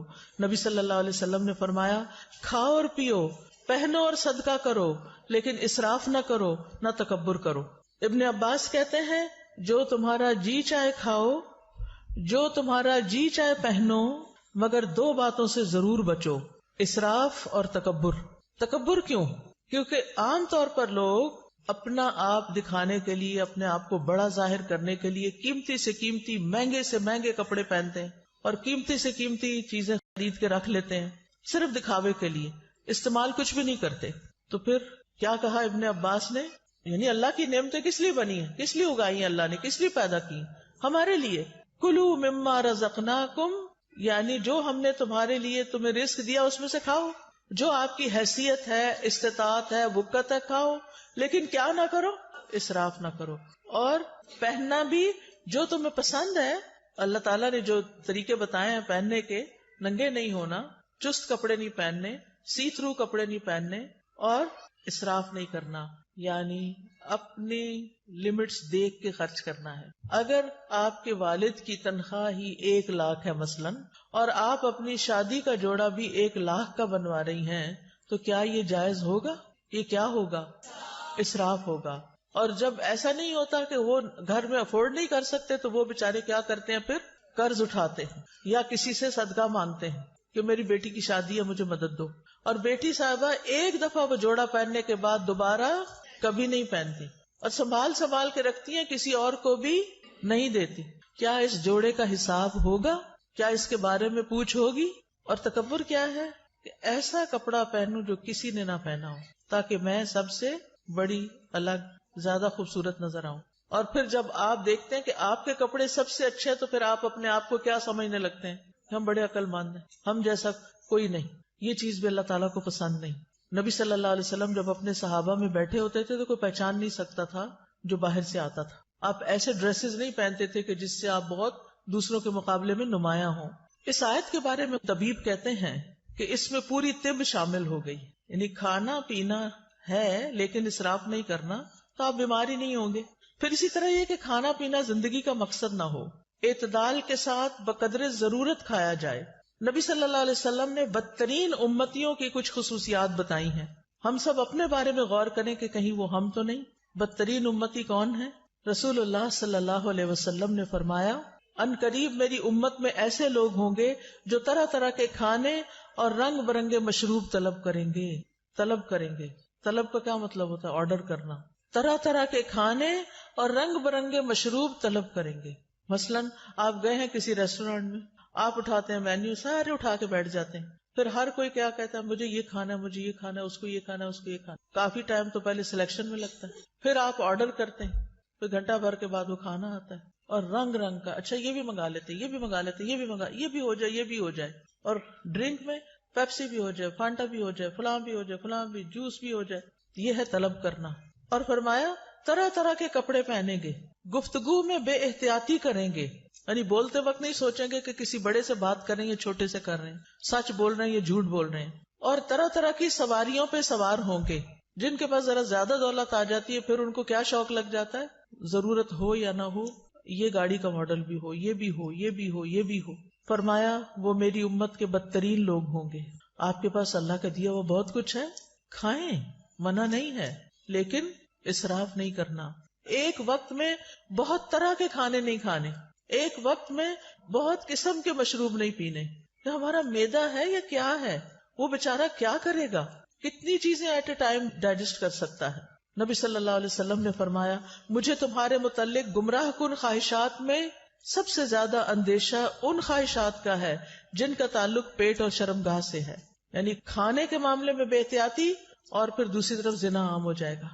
اور فرمایا اور گمراہ کرنے والی خواہشات سے. ابن قیم کہتے ہیں دل کو بگاڑنے والی 5 چیزیں ہیں. لوگوں سے زیادہ گھل مل کے رہنا، خواہش پرستی، اللہ کے علاوہ کسی اور سے دلی تعلق رکھنا، زیادہ کھانا، زیادہ سونا. یہ 5 چیزیں دل کو خراب کرنے والی ہیں. اب اکثر لوگ کیا کہتے ہیں سب کچھ ہے، دل میں سکون نہیں، خوشی نہیں. ایک تو ہم نے راتوں کو دن بنا لیا اور دن کو رات بنا لیا. راتوں کو دیر تک کھانے آرڈر ہوتے رہتے ہیں اور پھر وہ کھانے کے بعد ہنسی مذاق گپ شپ، ادھر ادھر کے کوئی ویڈیو دیکھ رہا ہے، کوئی فلمیں دیکھ رہا ہے، کوئی کچھ کر رہا ہے. اور پھر جب آدھی رات گزر جاتی ہے پھر سوتے ہیں اور پھر سونے میں فجر کی نماز چلی جاتی ہے. ایسی زندگیوں میں کیا برکت ہوگی، کیا رونق ہوگی، ایسے دلوں میں کیا اطمینان ہوگا. چاہے آپ نے 100 طرح کے اچھے اچھے کھانے کھائے ہوں، آپ کا دل خوش نہیں ہو سکتا. اس کے لیے آپ کو واپس قرآن و سنت کی طرف لوٹنا ہوگا. ابو سلمان دارانی کہتے ہیں جو زیادہ کھاتا ہے اس پہ 6 آفتیں آتی ہیں. نمبر 1، وہ مناجات کی حلاوت کھو دیتا ہے. اس کو اللہ سے راز و نیاز کی باتیں کرنی نہیں آتی، اس کی دعاؤں میں کوئی خشوع نہیں رہتا. نمبر 2، علم و حکمت یاد کرنے سے محروم ہو جاتا ہے، حافظہ خراب ہو جاتا ہے. نمبر 3، مخلوق پر شفقت سے محروم ہو جاتا ہے، کیونکہ جب وہ پیٹ بھر لیتا ہے وہ سمجھتا سب کے پیٹ بھرے ہوئے ہیں، وہ کسی اور کے بارے میں نہیں سوچتا. اس پر عبادت ثقیل ہو جاتی ہے، مشکل ہو جاتی ہے، اس کی خواہشات اور شہوت بڑھ جاتی ہے. سارے اہل ایمان مسجدوں کی طرف چکر لگاتے ہیں اور پیٹ بھرنے والا کوڑا کرکٹ کی طرف گردش کرتے ہیں. یعنی پہلے زمانے میں کوڑے کے ڈھیروں کے پاس لوگ جا کے رفع حاجت کرتے تھے، یعنی آج کل کی زبان میں. اور یہ بار بار واش روم کے چکر لگاتے رہتے، یہ بار بار ٹوائلٹ ہی جاتے رہتے. اذان تو ایک وقت پہ ہوتی ہے، نماز تو اپنے وقت پر ہوتی ہے، وہ یہ تو نہیں دیکھتی کہ اب کون ابھی تک آیا اور کون نہیں آیا. پھر آپ دیکھیں کہ کھانے کی شکر گزاری میں یہ بھی ہے کہ انسان اللہ کی مخلوق کو بھی کھلائے. قرآن مجید میں آتا ہے وَالَّذِينَ فِي أَمْوَالِهِمْ حَقٌّ مَّعْلُومٌ لِلسَّائِلِ وَالْمَحْرُومِ، وہ جن کے مالوں میں ایک مقرر حصہ ہے سوال کرنے والے کے لیے اور جسے نہیں دیا گیا. اسلام میں بھوکے کو کھانا کھلانے کا حکم ہے. نبی صلی اللہ علیہ وسلم نے فرمایا بھوکے کو کھانا کھلاؤ، بیمار کی تیمارداری کرو، قیدی کو رہائی دلاؤ. لیکن کتنا ظلم ڈھاتے ہیں ہم، کام والی رکھ لیتے ہیں اور اس سے کہتے ہیں اتنی تنخواہ دیں گے، کھانا وانا کچھ نہیں. آپ اپنے کچن میں اس سے سارا کام کراتے ہیں، کھانے کی خوشبوئیں اٹھ رہی ہوتی ہیں، جیسی آپ کو بھوک لگتی ہے اس غریب کو بھی لگی ہوتی ہے. اور جب آپ کھانا پکوا لیتے ہیں تو اس کو خدا حافظ کر دیتے ہیں، ہم نے تم سے کھانا نہیں باندھا ہوا، بس صرف تنخواہ دیں گے. اب وہ بیچاری گھر جائے، کیا خریدے اور کیا پکائے. مہنگائی کا حال تو اب سب کو پتا ہے. اگر اپنے ہی کھانے میں سے، جیسے نبی صلی اللہ علیہ وسلم نے فرمایا جو تمہارے لیے پکا کے لائے تو چند لقمے اس کو بھی اس میں سے کھلاؤ. اگر اس میں سے آپ اسے بھی دے دیتے ہیں، بٹھا کے کھلا دیتے ہیں، کتنا بڑا اجر کماتے ہیں. آپ کو گھر سے باہر جا کے صدقہ کرنے کی ضرورت نہیں پیش آئے گی اگر آپ گھر کے غریب ملازموں کو اچھا کھانے پینے کو دے دیتے ہیں. کیا حکم ہے؟ جو خود کھاؤ وہی ان کو کھلاؤ. کیا ہم اس پہ عمل کرتے ہیں؟ ان کا کھانا تو الگ بنتا ہے. اب آپ دیکھیں ایک کک جو کئی کھانے بنا کے آپ کے سامنے رکھ رہا ہے اور خود اپنے لیے دال بنا کے بیٹھ کے کھا رہا ہے، غریب، وہ آپ کے لیے دل میں کیسی محبت رکھے گا، اس کے دل میں کیسی کیسی تکلیف ہوگی کہ میں یہ سب کچھ صرف بنانے کے لیے، مجھے چکھنے کی بھی اجازت نہیں اور میں اپنے سرونٹ کوارٹر میں جا کے دال ابال کے کھاؤں. کیسی کیسی زیادتیاں ہم کرتے ہیں. دوسرے کو کھانا کھلانا ایک مشکل کام ہے. انسان کے دل کے اندر بخل ہے، لیکن یہ تو کرنا ہی ہے کیونکہ اس میں اجر بہت زیادہ ہے. یہ انبیاء کی صفت ہے. قرآن مجید میں آتا ہے فَلَقْتَحَمَ الْعَقَبَةَ وَمَا أَدْرَاكَ مَا الْعَقَبَةُ فَكُّ رَقَبَةٍ أَوْ إِطْعَامٌ فِي يَوْمٍ ذِي مَسْغَبَةٍ. پھر وہ مشکل گھاٹی میں نہ گھسا. کیا ہے وہ مشکل گھاٹی؟ وہ گردن چھڑانا یا کسی بھوک والے دن میں کھانا کھلانا ہے. آج کل سردیاں ہیں نا، سردیوں میں بھوک زیادہ لگتی ہے، لیکن اس میں انسان کہتا ہے میرا کیا بنے گا جو اس کو بھی کھلایا بیچ میں سے، تو لہذا سارا اپنے لیے رکھ لو. یہ مشکل کام ہے کھلانا، لیکن جس کو اللہ توفیق دے اس کے لیے بڑا ہی حلاوت والا کام ہے.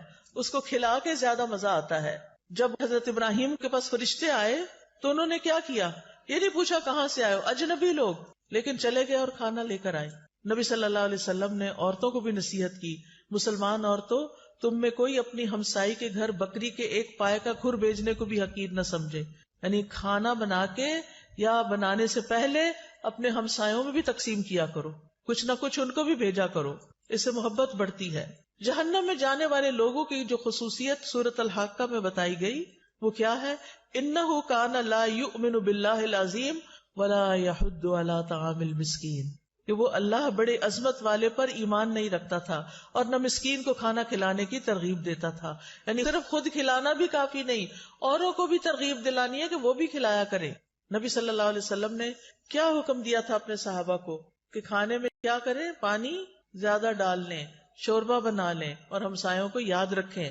ابو درداء رضی اللہ عنہ اپنی بیوی کو مساکین کی وجہ سے زیادہ شوربہ بنانے کی ترغیب دیتے. اور لیٹلی آپ دیکھیں کہ ہم لوگوں کے کھانے کا سٹائل کیا ہو گیا ہے، شوربے والے کھانے تو غائب ہوتے جا رہے ہیں. اب ہم سب کی پسند کیا ہے؟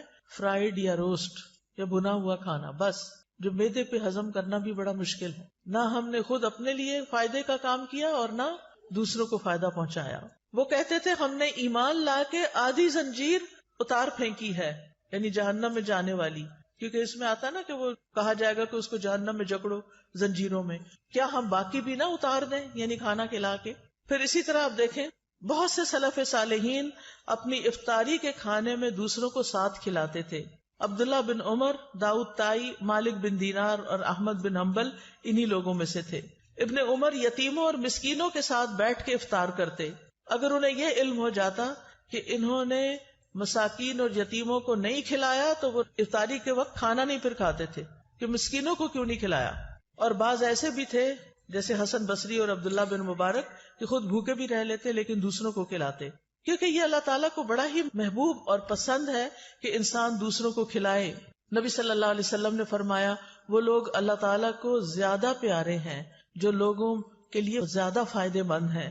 اللہ کے نزدیک سب سے پسندیدہ اعمال یہ ہیں کسی مسلمان کو خوش کرنا، اس سے کوئی تکلیف دور کرنا، اس کا قرضہ ادا کر دینا، اس سے بھوک کو دور کر دینا. پھر کھانا کھلانا جو ہے یہ صدقہ ہے، صرف باہر والوں کو نہیں، گھر والوں کو بھی. نبی صلی اللہ علیہ وسلم نے فرمایا تمہارا اپنے آپ کو کھلانا بھی صدقہ ہے، تمہارا اپنے بیٹے کو کھلانا بھی صدقہ ہے، تمہارا اپنی بیوی کو کھلانا بھی تمہارے لیے صدقہ ہے، تمہارا اپنے خادم کو کھلانا بھی تمہارے لیے صدقہ ہے. یعنی اس پر اجر ملے گا. کھانا پکا کے خود کھا رہے اس پر بھی اجر ہے، گھر والوں کو کھلا رہے اس پر بھی اجر ہے. یہ بات خواتین کو اپنے پلے باندھ لینی چاہیے کہ میں جو کچن میں کام کرتی ہوں وہ میرے لیے بہت بڑا اجر کا کام ہے. کیونکہ عام طور پہ ہم کہتے ہیں کیا مصیبت ہے، میں ہی پکاتی رہوں، اس کو مصیبت نہ سمجھیں، یہ اجر کی بات ہے. پھر اسی طرح کسی کو پانی کا ایک گھونٹ پلانا بھی صدقہ ہے. کھجور کا آدھا ٹکڑا دے کے بھی انسان جہنم سے بچ سکتا ہے.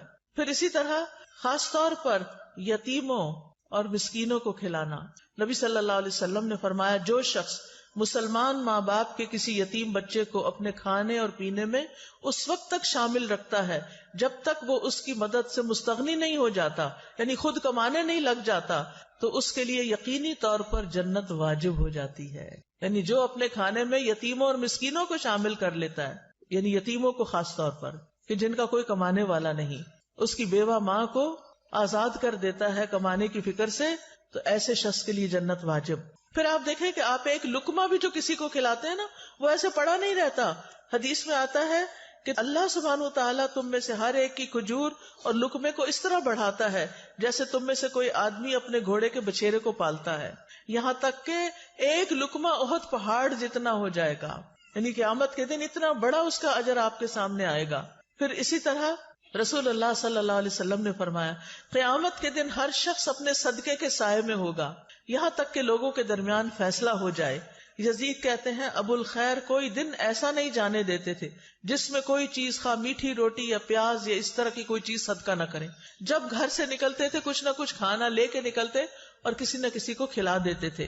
ہانی بن یزید نے نبی صلی اللہ علیہ وسلم سے پوچھا مجھے کوئی ایسی چیز بتا دیں جس سے میرے لیے جنت لازم ہو جائے. آپ نے فرمایا حسن کلام اور کھانا کھلانے کو لازم پکڑو. کھانا کھلانا شروع کرو، یہ جنت لازم کر دے گا. اور جنت کے بالا خانے، خوبصورت محلات اس شخص کے لیے ہیں جو بات اچھی طرح کرے، کھانا کھلائے اور جب لوگ رات کو سو رہے ہوں تو وہ نماز پڑھے. اسی طرح صرف پانی پلانے کا بھی بہت بڑا اجر ہے. نہ صرف یہ کہ انسانوں کو بلکہ جانوروں کو بھی. آپ کو یاد ہے کہ وہ ایک عورت جو ویسے بہت بری عورت تھی لیکن اس نے ایک کتے کو پانی پلایا تھا کنویں سے نکال کے، تو اس کی وجہ سے اس کی بخشش کر دی گئی تھی.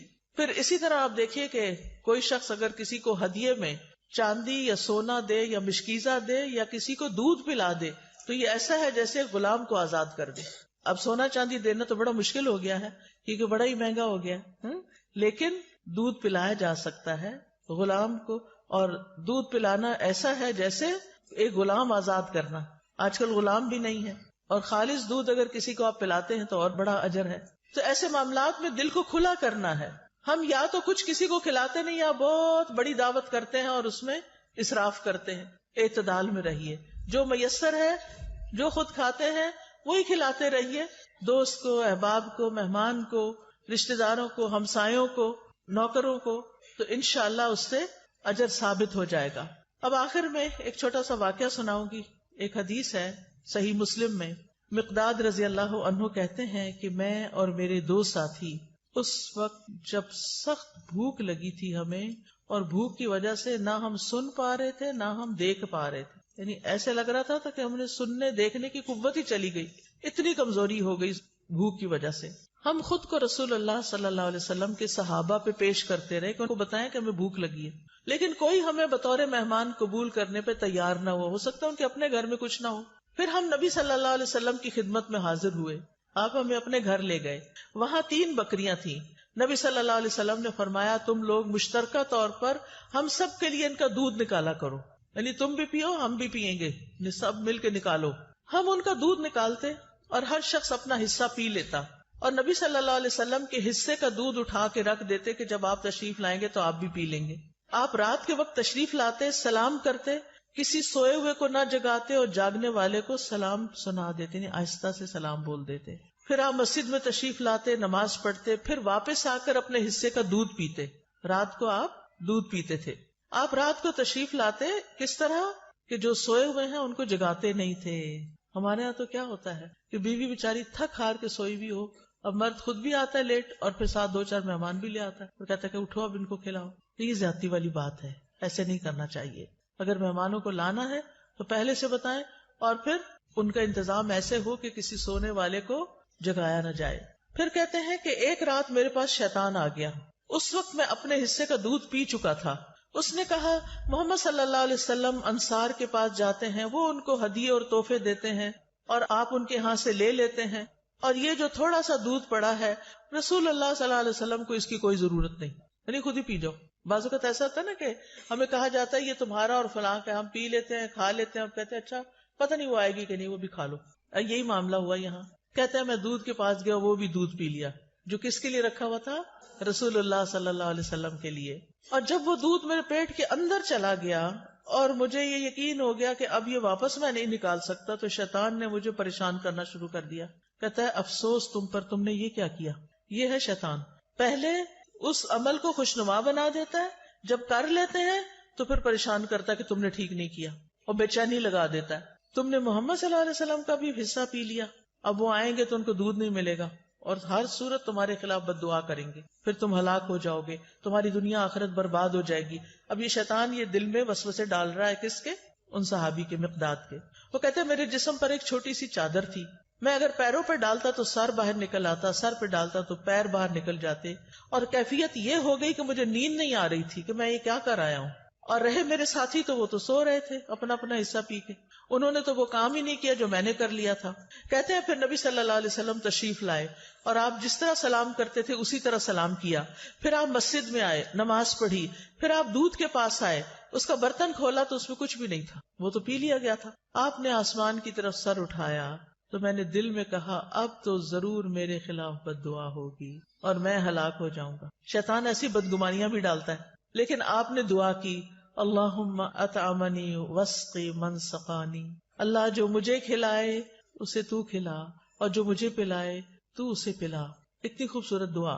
یہ سن کر وہ چادر سے باہر آ گئے کیونکہ جاگ ہی نہیں تھا، ان کو نیند نہیں آ رہی تھی مقداد کو، اور اسے جسم پر مضبوطی سے باندھ لیا.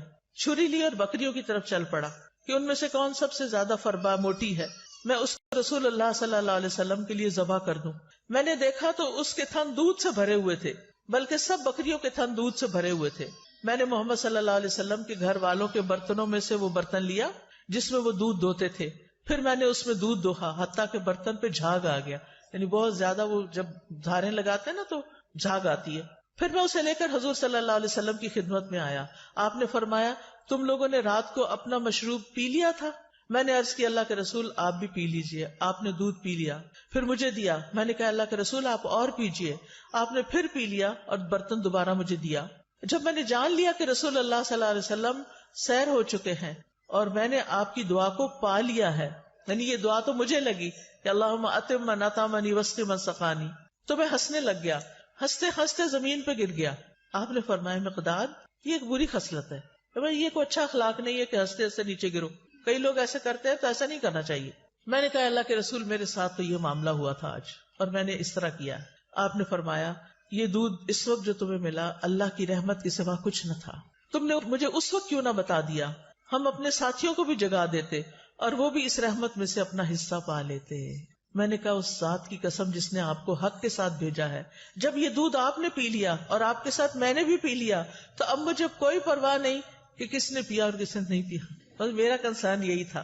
تو اس حدیث سے کچھ باتیں پتہ چلتی ہیں۔ سب سے پہلی بات تو یہ کہ نبی صلی اللہ علیہ وسلم بھوکے بے سہارا بے آسرا لوگوں کو اپنے گھر لے آتے تھے، اپنے پاس پناہ دیتے تھے، ان کا خیال رکھتے تھے۔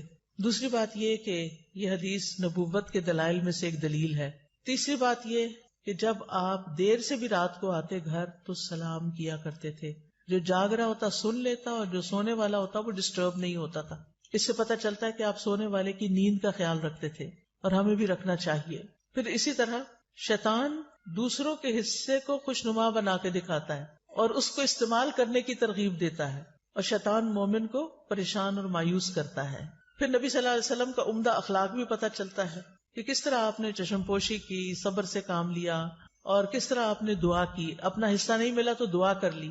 اگر کبھی یہ ہو ہمارے ساتھ کہ ہمارا کوئی بہن بھائی ہمارا کوئی حصہ کھا پی جائے، ہم کیا کریں گے؟ دعا دیں گے یا لڑائی ڈال دیں گے؟ آئندہ سے کیا کریں گے؟ لڑائی نہیں کریں گے بلکہ دعا دیں گے۔ نبی صلی اللہ علیہ وسلم کھانا کھلانے والے کو بھی دعا دیا کرتے تھے۔ ابن قیم لکھتے ہیں کہ آپ کی صفات میں سے یہ بات تھی، آپ کے اخلاق میں سے بھی، کہ جب کسی کے پاس کچھ کھاتے تو وہاں سے نکلتے نہیں تھے جب تک ان کے لیے دعا نہ کر دیں۔ تو آپ کسی کے بھی گھر جائیں، کچھ بھی کھائیں تو کیا کریں؟ ان کو دعا دیں۔ پھر یہ کہ دوسروں کو اپنی ذات پہ ترجیح دینا اور انہیں آگے رکھنا۔ نبی صلی اللہ علیہ وسلم کے اپنے بھی حالات بہت اچھے نہیں تھے، لیکن آپ ان کو بھی گھر لے آئے جن کے پاس کچھ کھانے پینے کو نہیں ہوتا تھا۔ جو اصحاب صفہ تھے، اصحاب صفہ وہ ہجرت کر کے آئے تھے مختلف علاقوں سے، وہ مدینہ کے رہنے والے نہیں تھے، لہٰذا ان کے پاس وہ سب کچھ نہیں تھا۔ پھر آپ دیکھیے کہ آخری چیز کہ کھانا کھلانے والے کو دعا دینی چاہیے، اور پہلے کھانا کھا کر خود دعا اپنے لیے پڑھنی چاہیے۔ یہ دعائیں میں پڑھ دیتی ہوں، ساری پروننسیشن آپ سن لیں تاکہ آپ کو بعد میں پڑھنا آسان ہو۔ اللہم بارک لنا فیہ واطعمنا خیرا منہ، اے اللہ ہمیں اس کھانے میں برکت عطا فرما اور ہمیں اس سے بہتر کھلا۔ الحمدللہ الذی اطعم وسقا وسوغہ وجعل لہ مخرجا، تمام تعریفیں اللہ کے لیے ہیں جس نے کھلایا پلایا اور اسے جسم میں پیوست کیا اور اس کے نکلنے کی راہ بنائی۔ الحمدللہ کثیرا طیبا مبارکا فیہ غیر مکفی ولا مودع ولا مستغنی عنہ ربنا، سب تعریف اللہ کے لیے ہے جو پاکیزہ ہے، کثیر ہے، مبارک ہے۔ اس کھانے کو ہم کافی نہیں سمجھتے اور نہ اس کو چھوڑتے ہیں، اے ہمارے رب، نہ ہم اس سے بے پرواہ ہو سکتے ہیں۔ یعنی یہ نہیں کہ یہ آخری دفعہ ہے اور یہی کافی ہے، یہ کافی نہیں ہے، آئندہ بھی کھانا ہے ہمیں۔ اللہم اطعمت واسقیت واغنیت واقنیت وہدیت واحییت فلک الحمد علی ما اعطیت، اے اللہ تو نے ہی کھلایا، تو نے ہی پلایا، تو ہی غنی کرتا ہے، تو ہی فقیر کرتا ہے، تو نے ہدایت دی، تو نے ہی زندگی عطا فرمائی، بس جو تو نے عطا کیا اس پر تیری ہی تعریف ہے۔ پھر پچھلے سارے گناہوں کو معاف کرنے والی دعا ہے۔ رسول اللہ صلی اللہ علیہ وسلم نے فرمایا جو کھانا کھا کے یوں کہے الحمدللہ الذی اطعمنی ھذا ورزقنیہ من غیر حول منی ولا قوہ، اس اللہ کا شکر جس نے مجھے یہ کھانا کھلایا اور مجھے رزق عطا فرمایا جس میں میری قوت اور کوئی طاقت شامل نہیں۔ پھر اسی طرح ایک اور دعا ہے، ابن عباس فرماتے ہیں کہ رسول اللہ صلی اللہ علیہ وسلم نے فرمایا جسے اللہ تعالیٰ کوئی بھی کھانا کھلائے وہ یوں کہے اللہم بارک لنا فیہ وارزقنا خیرا منہ، اے اللہ ہمیں اس میں برکت عطا فرما اور ہمیں اس سے بہتر عطا فرما۔ جب دودھ پیتے تو کیا پڑھتے؟ اللہم بارک لنا فیہ وزدنا منہ، اے اللہ ہمارے اس دودھ میں ہمیں برکت عطا کر اور ہمیں اس سے زیادہ عطا کر۔ ابو ہریرہ رضی اللہ عنہ کھانا کھانے کے بعد کس طرح شکر ادا کرتے تھے؟ وہ کہتے ہیں ابو ہریرہ نے حمید سے کہا میری والدہ کے پاس جاؤ، ان کو سلام کہو اور کہو آپ کا بیٹا آپ کو سلام دے رہا ہے اور کہتا ہے ہمیں کچھ کھانا کھلائیں۔ اس پر ان کی والدہ نے جو کی 3 روٹیاں اور زیتون کا تیل جو ہے اور نمک رکابی میں رکھا، اسے اپنے سر پہ رکھ لیا اور ان کے پاس لے کر یہ چلے گئے۔ پھر جب میں نے ان لوگوں کے سامنے کھانا رکھا تو ابو ہریرہ نے کہا یہ تو بہت بڑی چیز ہے، الحمدللہ الذی اشبعنا من الخیر، سب تعریف اللہ کے لیے ہے جس نے ہمارا پیٹ روٹی سے بھرا، یعنی ہمارا کھانا 2 سیاہ رنگ یعنی کھجور اور پانی کے سوا کچھ نہ تھا، تو جب روٹی ملتی تھی تو وہ بہت بڑی نعمت سمجھتے تھے اس کو۔ پھر شدت بھوک کے وقت کی دعا ہے، اس سے پہلے ایک اور دعا ہے الحمدللہ الذی ہدانا واطعمنا وسقانا ونعمنا، اللہ اکبر، اللہم الفتنا نعمتک بکل شر اصبحنا منها وامسینا بکل خیر فنسألک تمامها وشکرها لا خیر الا خیرک ولا الہ غیرک الہ الصالحین ورب العالمین الحمدللہ ولا الہ الا اللہ ما شاء اللہ ولا قوة الا باللہ اللہم بارک لنا فیما رزقتنا وقنا عذاب النار۔ اس کا ترجمہ ہے سب تعریف اللہ کے لیے ہے جس نے ہمیں ہدایت دی، ہدایت کھانے پینے سے بھی زیادہ قیمتی چیز ہے، ہمیں کھلایا اور ہمیں پلایا، ہمیں نعمتیں عطا فرمائیں، اللہ سب سے بڑا ہے۔ اے اللہ تیری نعمت اس وقت آئی جب ہم شر میں پھنسے ہوئے تھے، ہم نے اس نعمت کی وجہ سے ہر طرح کی خیر کے ساتھ صبح کی اور شام کی، بس ہم تجھ سے اس نعمت کے مکمل ہونے کا اور اس کے شکر ادا کرنے کا سوال کرتے ہیں۔ تیری خیر کے سوا کوئی خیر نہیں، تیرے سوا کوئی معبود نہیں، اے الہ الصالحین، سارے جہانوں کے رب، سب تعریف اللہ کے لیے ہے اور اللہ کے سوا کوئی معبود نہیں، جو چاہتا ہے وہی ہوتا ہے، کسی میں طاقت نہیں سوائے اللہ کے۔ اے اللہ جو رزق تو ہمیں دے اس میں برکت دے اور ہمیں آگ کے عذاب سے بچا لے۔ اور اسی طرح حضرت عائشہ فرماتی ہے کہ نبی صلی اللہ علیہ وسلم رات کو بھوک کی وجہ سے کروٹیں بدلتے تھے اور یہ دعا پڑھتے لا الہ الا اللہ الواحد القہار رب السماوات والارض وما بینہما العزیز الغفار، نہیں ہے کوئی معبود برحق مگر اللہ جو اکیلا اور زبردست ہے، آسمانوں اور زمین اور ان دونوں کے درمیان والی تمام چیزوں کا رب ہے، وہ غالب اور بہت بخشنے والا ہے۔ پھر اگر کوئی آپ کو کھانا کھلائے تو آپ کیا دعا کریں؟ اللہم اطعم من اطعمنی واسق من سقانی، اللہ جو مجھے کھلائے تو اسے کھلا اور جو مجھے پلائے تو اس کو پلا۔ ہمارا کیا کھلانا اور ہمارا کیا پلانا، جو اللہ کھلائے گا اس کا تو کوئی میچ ہی نہیں۔ پھر اسی طرح کھانا کھلانے والے کے رزق میں برکت کی دعا کرنی چاہیے کہ اللہ تعالیٰ اس کو برکتیں عطا کر۔ اور پھر ایک اور دعا ہے افطر عندک الصائمون طعامکم الابرار وصلت علیکم الملائکہ، تمہارے ہاں روزہ افطار کیا کریں نیک لوگ، وہ تمہارے کھانا کھایا کریں اور فرشتے تمہارے لیے دعائیں کریں۔ تو یہ ہے کھانا کھلانے سے متعلق ہمارے دین کی رہنمائی۔ سبحانک اللہم و بحمدک اشہد ان لا الہ الا انت استغفرک و اتوب الیک۔ السلام علیکم و رحمۃ اللہ وبرکاتہ۔